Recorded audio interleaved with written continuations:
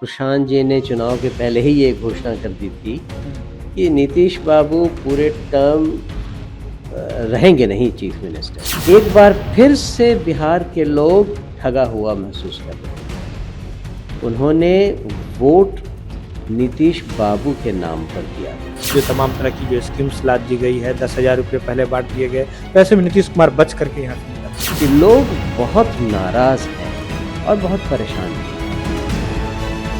नीतीश कुमार के बेटे निशांत की भी पॉलिटिकल एंट्री की चर्चा चल रही है। अब नीतीश जी के साथ खेला हुआ है या नीतीश जी ने खुद खेला किया है, ये थोड़ा समय और दीजिए, उसमें पता चल जाएगा। नमस्कार, लाइव सिटी देख रहे हैं आप। बिहार में राजनीति और राजनीति के बीच में खबर, देखिए यहाँ कोई समय नहीं है कि किस समय राजनीतिक खबर सबसे ज्यादा अपने तापमान पर हो, राजनीतिक सरगर्मी कब बढ़ी हुई हो।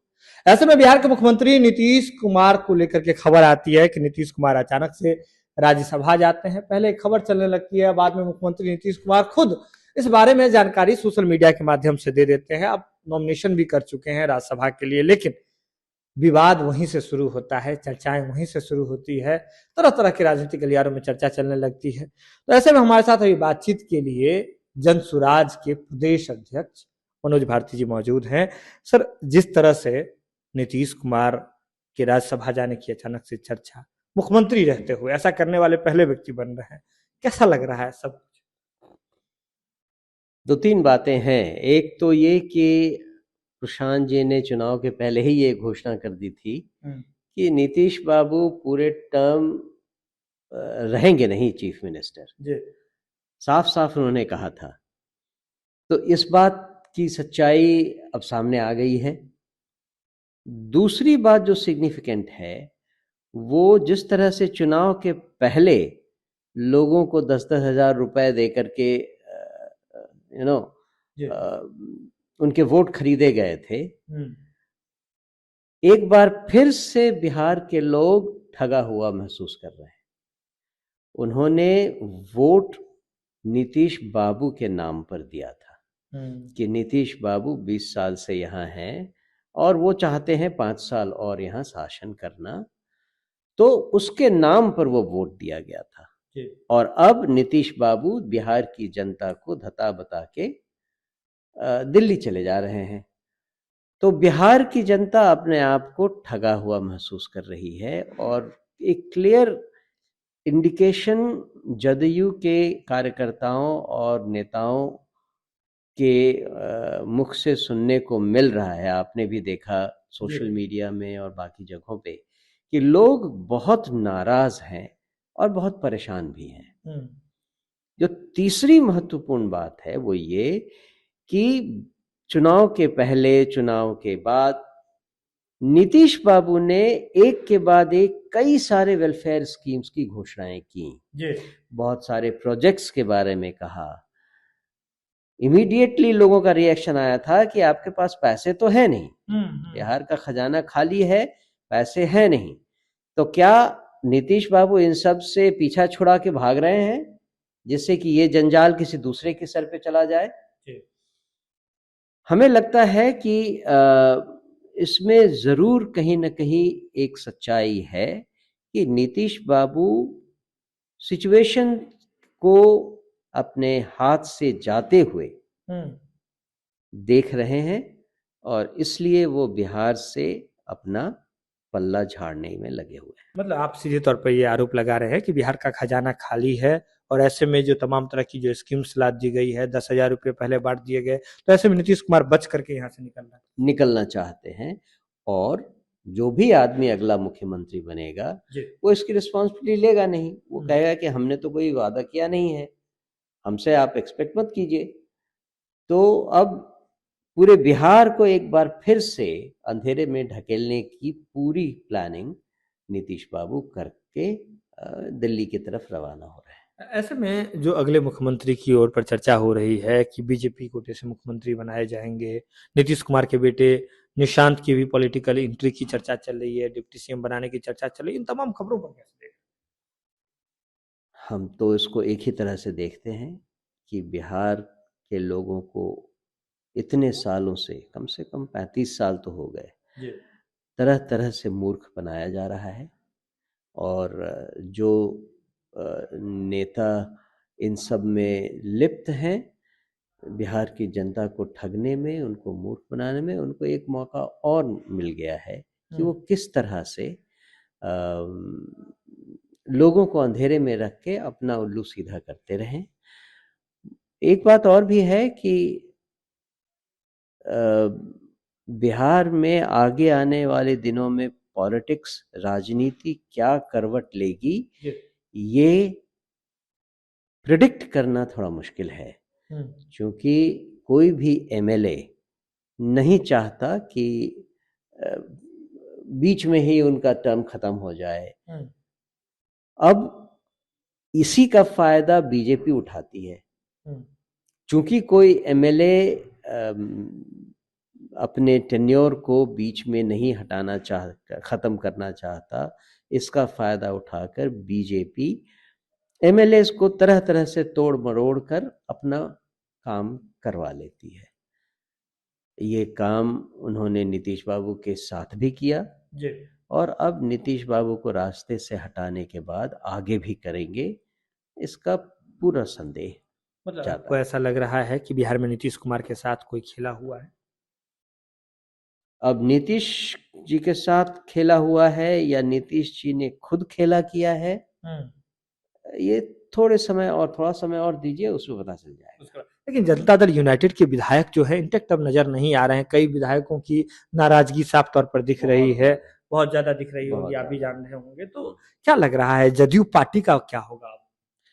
नीतीश बाबू के निकल जाने के बाद जदयू पार्टी अपने आप में बहुत कमजोर हो जाएगी, बहुत कमजोर हो जाएगी।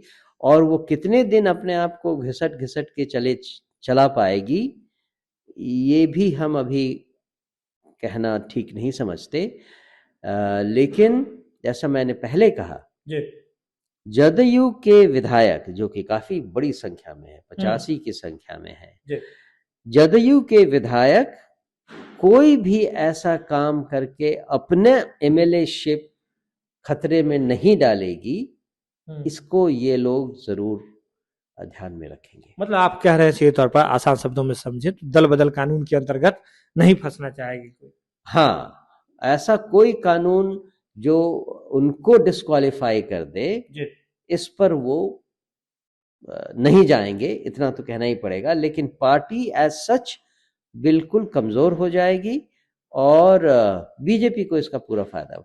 जनसुराज और प्रशांत किशोर जी, इन लोगों को, मतलब आपकी पार्टी और प्रशांत किशोर जो आपके मुखिया हैं, इन लोगों को इस बिहार में इस राजनीतिक हलचल में क्या स्कोप नजर आ रहा है? हम इसमें अपना कोई स्कोप नहीं देखते। हमारा रास्ता बिहार को बदलने के लिए, व्यवस्था को बदलने के लिए एक लड़ाई है और आगे भी रहेगी। हम अपॉर्चुनिस्ट बनकर केवल सत्ता हथियाने के लिए कोई कदम नहीं उठाएंगे, चाहे बाहर कुछ भी होता रहे। बाहर कुछ भी होता रहे, बाहर कुछ भी होता रहे, कोई असर नहीं पड़ेगा। जी नहीं, हम अपने राह पर चल रहे हैं। अपने संगठन को मजबूत करने के लिए प्रशांत जी लगभग 1 महीने से विभिन्न जिलों में जा रहे हैं। नए जिलों में जो पुनर्गठित टीम है उसकी घोषणाएं भी होती जा रही हैं। मुझे लगता है कि हम अगले 1 महीने तक इस काम में लगे रहेंगे और आशा है कि तब तक बाहर जो भी होगा उसको हम देखते रहेंगे, वॉच करते रहेंगे, लेकिन अपनी राह पर चलते रहेंगे। एक आखिरी सवाल आपसे पूछ लेते हैं। देखिए, जिस तरह से अभी राजनीतिक घटनाक्रम हो रही है, पहले भी राजनीतिक घटनाक्रम हुए हैं, ऐसे में ये विधायकों का जो तोड़ जोड़ वाला जो ऑपरेशन है, उस पर चर्चाएं बहुत होती है कि लोग कहते हैं, लोग मानते हैं कि राजनीतिक सूचिका में ये तमाम चीजें सही नहीं है। ऐसे में मैं आपसे सीधे तौर पे ये पूछना चाह रहा हूँ कि जब जनसुराज को कभी सत्ता में आने का मौका मिला, जनसुराज को कभी विधायकों को ऐसा, तो क्या जनसुराज जो हमेशा एथिक्स की बात करती है, क्या आपकी पार्टी कभी इस तरह के कामों में लगेगी विधायकों के तोड़जोड़ में? अभी के हिसाब से तो ये एक हाइपोथेटिकल क्वेश्चन है, क्योंकि अभी तो हमारे पास कोई विधायक नहीं है। लेकिन थियोरेटिकली और प्रिंसिपल के बेसिस पर कहा जाए तो हम ऐसी राजनीति में कभी भी किसी भी हालत में शामिल नहीं होंगे।